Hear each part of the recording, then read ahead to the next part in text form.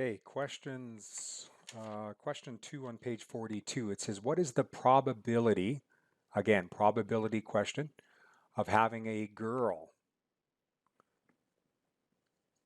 Okay, so there's that girl again. 1/2 chance of having that. Don't forget that. That's why I like to do that right inside the problem so I don't forget to add her in my product rule, which often happens. With straight hair and free earlobes, when two parents are heterozygous for both traits. Okay, so there's her parents. So that means we have a capital E, little e, right? Capital W, little w, crossed with exactly the same thing. Capital E, capital W, little w. That's hetero for both traits, and both parents are that. Now, in this case, they say give your answer in a fraction, 2 decimal places, and a percentage. And let's just assume that this is going to say a whole percent. And why I'm saying that is often in questions, that's what they're asking for the answer to be in.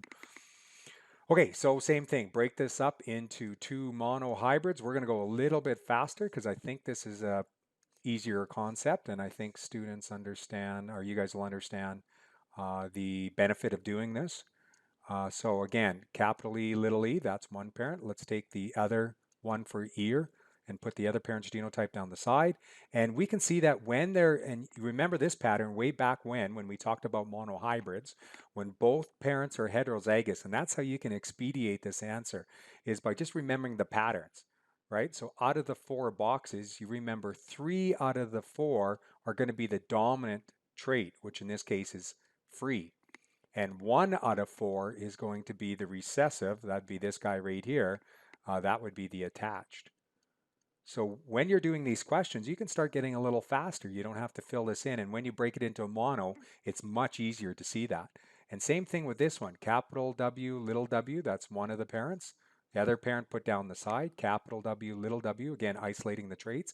And same thing here. We don't even really have to do it because we know when both parents are heterozygous in a monohybrid, you're going to get 3 out of the 4 blocks being the dominant, widow, and then the 1/4 is going to be the recessive, in this case, straight hairline. Okay, and now let's do the product rule, right? So the product rule is bringing them all together. Don't forget this girl. To have the girl, 1/2 chance of having a girl. To have this one having a straight hairline, we've already determined that, 1 out of 4. And then the chances of them, or the probability of them being free earlobe, we determine that to be 3 out of 4.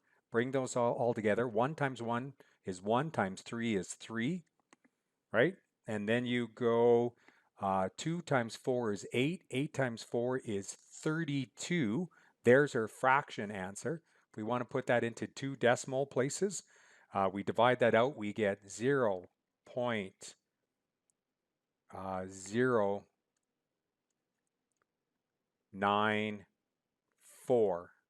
So when we want 2 decimal places, there's our 2 decimal place. Look at that answer. If it's 5 or higher, you bump up. If it's 4 or lower, leave it alone so we can just get rid of that. And 0.9 would be our decimal.